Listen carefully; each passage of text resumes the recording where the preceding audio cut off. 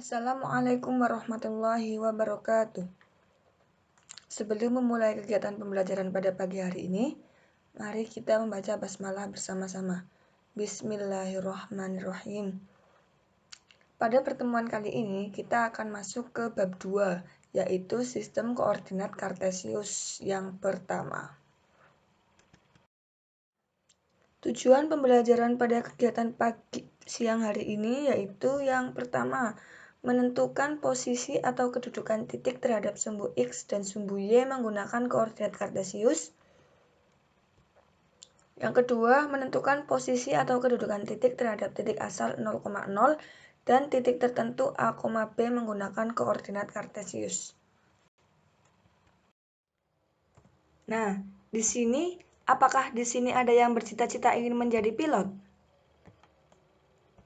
Bagaimana sih seorang pilot bisa menerbangkan pesawatnya tanpa bertabrakan satu sama lain, serta juga bisa mengetahui jika pesawat telah sampai tujuan? Nah, dari situ, karena itu pesawat itu dilengkapi dengan alat-alat yang canggih, seperti radar untuk alat pendeteksi, kompas untuk petunjuk arah, dan juga radio sebagai alat komunikasi. Dengan dilengkapinya alat-alat canggih seperti ini, pilot itu juga harus memahami cara membaca serta menentukan letak suatu tempat dalam bidang koordinat Kartesius. Nah, ini adalah salah satu pemanfaatan dari mempelajari koordinat Kartesius. Selain dalam hal penerbangan, materi ini juga bisa menentukan jalan tercepat.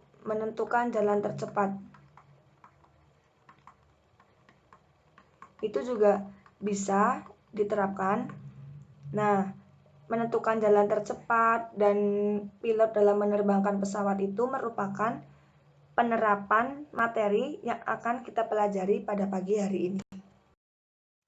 Sistem koordinat. Sistem koordinat adalah cara untuk menentukan suatu titik pada bidang koordinat. Jadi, sistem koordinat itu sistem yaitu cara untuk menentukan apa? Menentukan suatu titik. Nah, menentukan suatu titik di mana? Pada bidang koordinat. Kemudian, koordinat Kartesius. Apa koordinat Kartesius itu? Koordinat Kartesius adalah koordinat yang terdiri dari absis. Absis itu sumbu X dan ordinat itu sumbu Y. Nah, jadi sistem koordinat itu caranya untuk menentukan suatu titik pada bidang koordinat. Sedangkan koordinat Kartesius itu koordinat yang terdiri dari sumbu X dan sumbu Y. Nah, ini gambarnya. Ini ada sumbu X. Nah, di sini ada sumbu X. Ini disebut dengan absis. Dan sumbu Y kita sebut dengan ordinat. Nah, sudah paham ya? Ini gambar dari sistem koordinat Kartesius.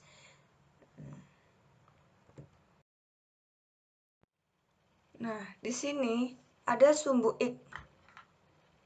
Sumbu X, yaitu absis, itu adalah garis bilangan yang posisinya mendatar atau horizontal.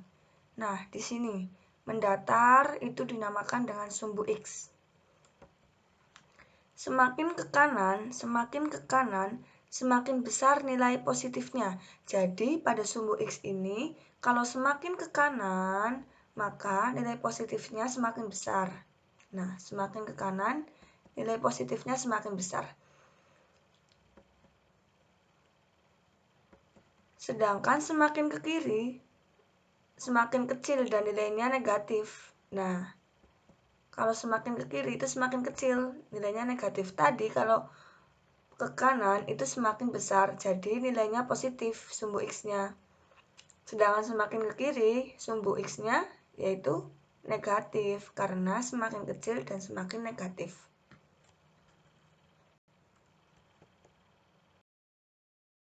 Nah, tadi kita itu sudah mengetahui apa itu sumbu X. Sumbu X itu yang apa? Sumbu X itu yang mendatar atau horizontal. Semakin ke kanan, nilai sumbu X-nya semakin besar dan bernilai positif. Nah, semakin ke kanan. Nah, kemudian kita ke sumbu Y. Sumbu Y atau ordinat itu adalah garis bilangan yang posisinya tegak atau vertikal. Nah, yang tegak atau vertikal itu pada sistem koordinat kita namakan dengan sumbu Y. Ini ya. Kemudian semakin ke atas, semakin besar dan nilainya positif. Semakin ke atas. Nah, semakin ke atas maka nilainya semakin besar. Nah, ke atas kan 1, 2, 3, 4 ini kan besar. Kalau seterusnya juga akan semakin besar. Dan nilai Y jika semakin ke atas itu juga nilainya positif. Nah, ini Y-nya positif ya kalau ke atas. Sedangkan semakin ke bawah, maka semakin kecil dan nilainya juga negatif. Nah, di sini jika semakin ke bawah, nah ini ke bawah, kalau ke bawah itu nilainya akan semakin kecil. Min 1 sama min 2 kan lebih kecil min 2. Nah, kalau ke bawah, semakin ke bawah itu nilainya akan semakin kecil. Dan nilai dari Y-nya itu negatif. Nah, ini kan di bawah, ini negatif. Tadi jika di sumbu X, yang negatif semakin ke kiri. Kalau di sumbu Y, yang negatif semakin ke bawah. Kemudian, ada titik 0. Titik 0 itu disebut dengan pusat koordinat. Nah, titik 0 disebut dengan pusat koordinat. Di mana? Nah, di sini. Di sini ada 0. 0 itu pusat koordinat. Biasa dinamakan juga dengan titik origin. Nah, di sini pusat dari sistem koordinat ini itu 0. Kemudian, suatu titik pada bidang koordinat itu dinyatakan dengan X, Y. Ini jangan sampai lupa, suatu titik pada bidang koordinat itu dinyatakan dengan X, Y. Sudah tahu ya? Nah, ini kayak gini. Semakin ke kanan, nilai X-nya semakin besar, yaitu positif juga nilainya. Semakin ke kanan, semakin ke kiri, nilai X-nya negatif. Semakin ke atas, nilai Y-nya positif, dan semakin ke bawah, nilai Y-nya negatif.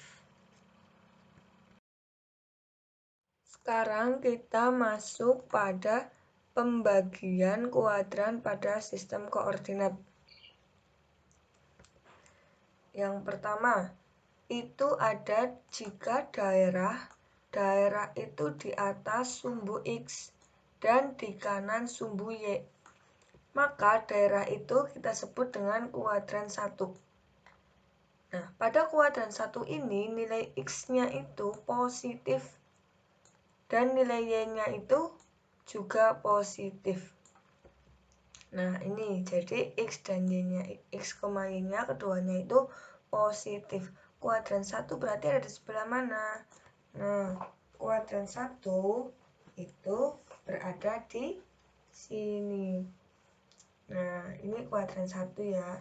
Jadi, X-nya itu positif, Y-nya itu positif. Posisi kuadran 1 ini itu di atas sumbu X. Nah, posisinya itu di atas sumbu X nih, di atas sumbu X. Dan di sebelah kanan sumbu Y. Jadi, ini adalah kuadran 1. Ini ya, di atas sumbu X, di atas sumbu X. Dan di sebelah kanan dari sumbu Y. Nah, di sebelah kanan dari sumbu Y. Maka ini dinamakan dengan kuadran 1. Kemudian selanjutnya, nah, jika ada daerahnya itu di atas sumbu X dan di kiri sumbu Y. Nah, kita cari dulu di atas sumbu X. Di atas sumbu X berarti sini ya. Sini di atas sumbu X semua. Tapi di sebelah kiri sumbu Y. Nah, di sebelah kiri sumbu Y. Nah, maka ini itu disebut dengan kuadran 2. Nah, disebut dengan kuadran 2. Kuadran 2 itu nilai X-nya itu negatif dan nilai Y-nya itu positif. Nah, di sini nih. Nah, di sini itu nilai X-nya nilai X-nya negatif, nilai X-nya negatif dan nilai Y-nya positif. Nah, maka disebut dengan kuadran 2.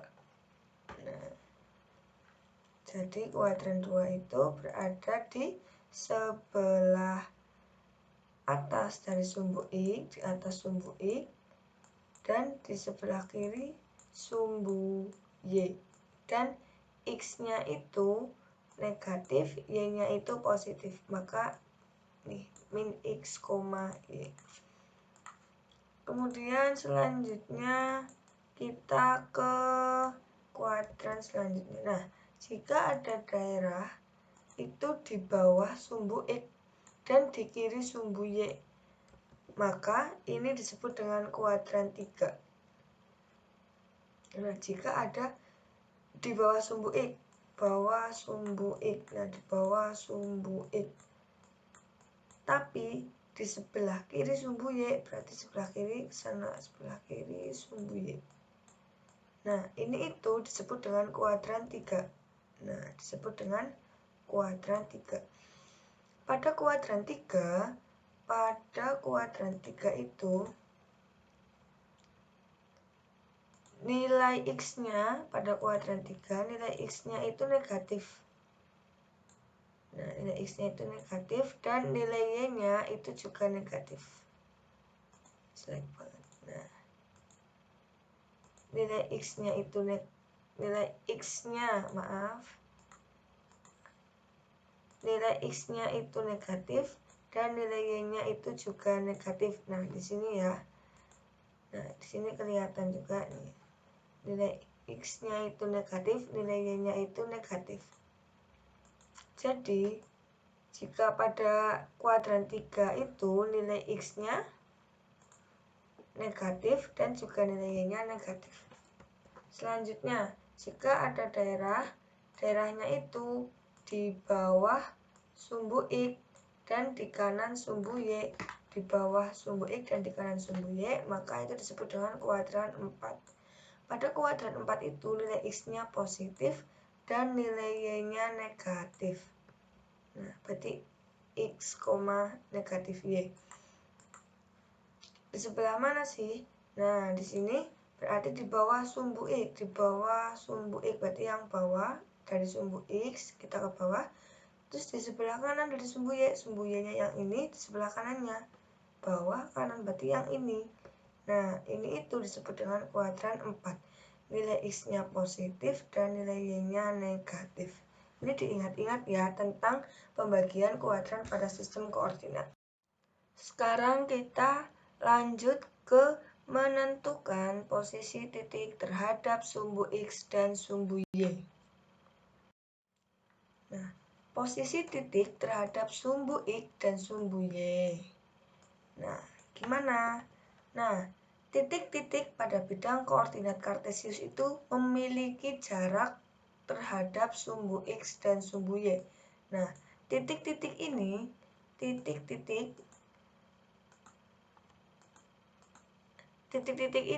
nah ini kan ada sistem koordinat kartesius. Nah, titik-titik ini ada titik D, titik C, titik A, titik B, dan semuanya titik ini itu memiliki jarak. Jarak terhadap apa? Terhadap sumbu X dan juga sumbu Y. Nah, coba sekarang kita amati posisi titik A, B, C, D, E, F, G, dan H terhadap sumbu X yang horizontal dan terhadap sumbu Y yang vertikal. Posisi titik terhadap sumbu X dan sumbu Y. Nah, di sini kan tadi ada sistem koordinat kartesiusnya. Di sini ada titiknya juga. Sekarang kita mau menentukan keberadaan titik-titik pada sistem koordinat kartesius ini, yaitu menentukan jaraknya terhadap sumbu X dan sumbu Y. Yang pertama titik A. Titik A itu di sini, titik A. Nah, titik A itu kita cari jaraknya terhadap sumbu Y. Terhadap sumbu Y kita cari jaraknya. Berarti di sini ya sumbu Y-nya 1, 2, 3. Nah, ternyata 3 satuan dari sumbu Y. Terhadap sumbu X jaraknya kita hitung. 1, 2, 3, 4, 5, 6. Nah, 6. Nah, pada berjarak 6 satuan terhadap sumbu X. Kemudian kita titik C. Titik C-nya mana? Ini. Terhadap sumbu Y dulu. Terhadap sumbu Y berarti kita ke yang tegak. Berarti kita hitung 1, 2, 3, 4. Ternyata terhadap sumbu Y ini jaraknya adalah 4 satuan. Kemudian terhadap sumbu X kita hitung 1, 2, 3. Nah, terhadap sumbu X di sini 3 satuan. Kemudian kita mau mencari titik E. Titik E itu di mana? Nih, titik E-nya di sini. Kita mau mencari jaraknya terhadap sumbu Y. Sumbu Y berarti ini ke kanan. 1, 2, 3, 4, 5. Ternyata jaraknya itu 5 satuan terhadap sumbu Y. Sedangkan terhadap sumbu X kita cari ke sumbu X-nya berarti 1, 2, 3, 4, 5. Ternyata juga 5 satuan jaraknya terhadap sumbu X. Kemudian kita ke titik H. Titik H-nya di mana? Ini titik H-nya ya. Nah, kita cari terhadap sumbu Y, yaitu 1, 2, 3, 4, 5, 6. Nah, ternyata jaraknya itu 6 satuan terhadap sumbu Y dan berjarak 1, 2, 3, 4, 5 dan berjarak 5 satuan terhadap sumbu X. Nah, sekarang coba kita yang belum mana? Yang belum titik D. Coba titik D. Titik D ini kita hitung jaraknya terhadap sumbu Y. Kita hitung bareng-bareng 1, 2, 3, 4, 5, 6. Ternyata titik D itu berjarak 6 satuan terhadap sumbu Y dan terhadap sumbu X. 1, 2, 3, 4, 5.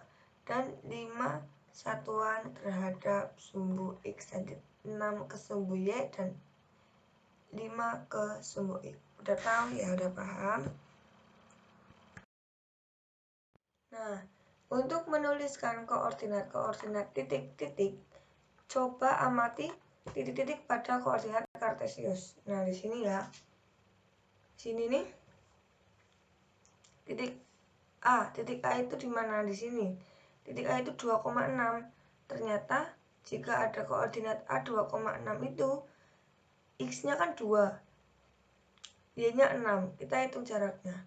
Terhadap sumbu X 1, 2, 3, 4, 5, 6. Terhadap sumbu X 6 satuan jaraknya. Dan terhadap sumbu Y 1, 2 satuan. Nah, di sini itu jika suatu titik itu memiliki koordinat, jika titik memiliki koordinat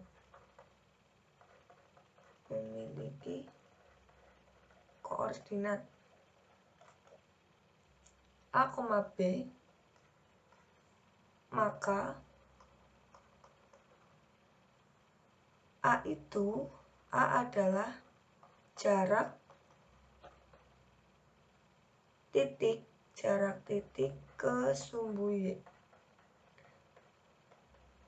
Nah, dan B-nya adalah jarak titik ke sumbu X. Nah, di sini makanya 2-nya itu jaraknya ke sumbu Y, dan 6-nya itu jaraknya ke sumbu X. Sekarang kita B5,5. Nah, di sini ada B5,5, X-nya 5. X-nya 5 ini berarti jarak terhadap sumbu Y. Kita hitung 1, 2, 3, 4, 5. Nah, ternyata di sini terhadap sumbu Y-nya 5 satuan. Y-nya 5. Y itu adalah jarak terhadap sumbu X. Kita hitung 1, 2, 3, 4, 5. Ternyata 5 satuan juga. Sekarang kita ke C.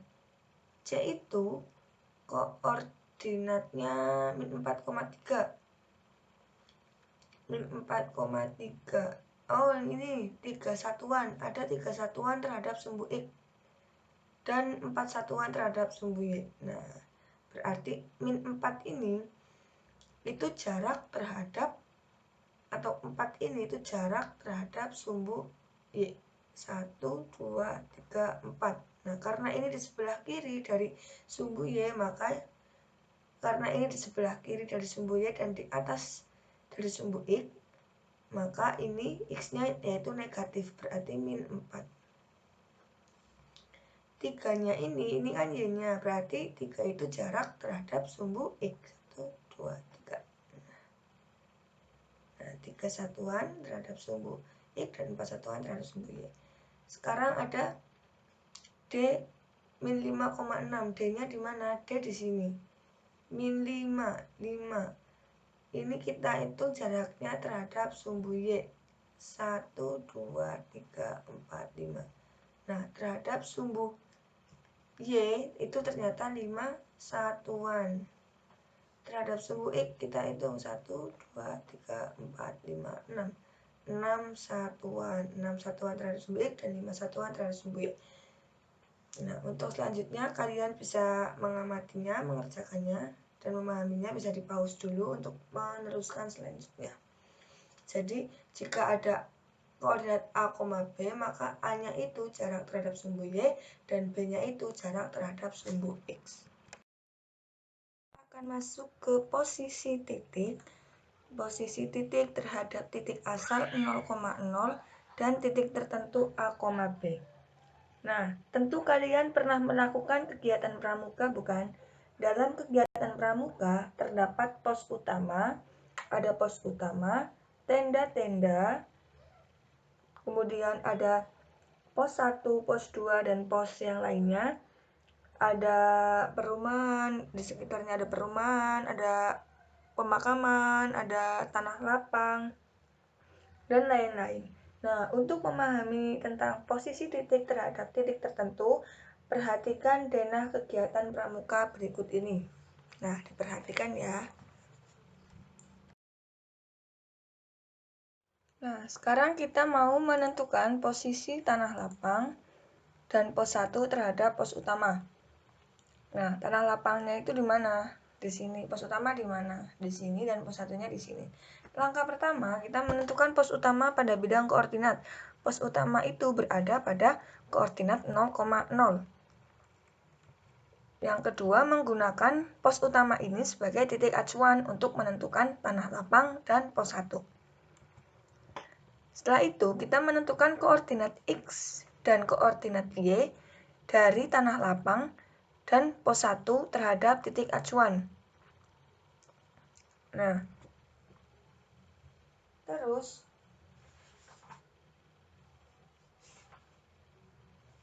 kita hitung dari pos utama menuju tanah lapang. Kita ke yang sini dulu.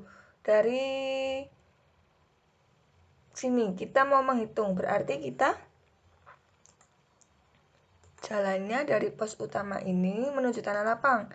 Ada 1, 2, 3, 4. Ternyata ada 4 satuan ke arah kiri. Kemudian berapa satuan ke atas? Ada 1, 2, 3. Ada 3 satuan ke atas. Kedudukannya yaitu karena ini pada kuadran berapa? Ini pada kuadran 2, berarti nilai X-nya negatif dan nilai Y-nya positif. Berarti koordinatnya itu min 4,3. Kemudian pos 1. pos 1-nya itu di sini. Nah, kita mau menghitung kedudukannya terhadap pos utama. Kita hitung, kita jalan 1, 2. Ternyata kita 2 satuan ke kanan dan 1, 2, 3, 4, 5. Dan 5 satuan ke atas. Berarti kedudukannya, koordinatnya yaitu 2,3 karena ini kuadran 1, jadi nilai X-nya itu positif dan nilai Y-nya juga positif. Nah, selanjutnya langkah ketiga. Langkah ketiga apa? Langkah ketiga itu menentukan koordinat X dan koordinat Y dari tanah lapang dan pos 1 terhadap titik acuan pasar. Nah, pasarnya di sini. Kita mau menentukan posisi tanah lapang terhadap titik acuan pasar. Kita hitung, berarti 1, 2, 3, 4, 5, 6, 7, 8. Ternyata 8 satuan ke arah kiri. 8 satuan ke arah kiri. Kemudian berapa satuan lagi? Kan itu kan baru sumbu X-nya berjarak 8 satuan. Nah, kemudian kita jalan lagi, berarti ini sudah sampai di sini titiknya, berarti ini cuma 8 satuan ke kiri, berarti negatif 8,0. Kemudian pos 1-nya di mana? Pos 1-nya di sini. Kita hitung 1, 2 satuan ke kiri dan 1, 2 satuan ke kanan. Ke atas, ke atas. Karena ini pada kuadran berapa? Ini berarti kita kuadran 1, kuadran 2, berarti di sini kuadran 2. Karena titik acuannya ini 0,0, yaitu X-nya negatif dan Y-nya positif, berarti kedudukannya yaitu negatif 2,3. Sudah paham ya? Pelajaran pada pagi hari ini yaitu jika suatu titik memiliki koordinat A, B, maka A adalah jarak titik tersebut dari sumbu Y dan B adalah jarak titik tersebut dari sumbu X. Yang kedua, cara suatu titik menentukan koordinat kartesius yaitu dengan melihat koordinat titik-titik tersebut, yaitu pada kuadran 1, koordinat X-nya itu positif dan koordinat Y-nya itu positif, berarti X, Y. Kemudian kuadran 2, koordinat X-nya itu negatif dan koordinat Y-nya itu positif, berarti min X, Y. Dan kuadran 3, koordinat X-nya itu negatif dan koordinat Y-nya itu negatif, berarti ini min X, min Y. Dan di kuadran 4 yaitu koordinat X-nya itu positif dan koordinat Y-nya itu negatif, berarti ini X, min Y.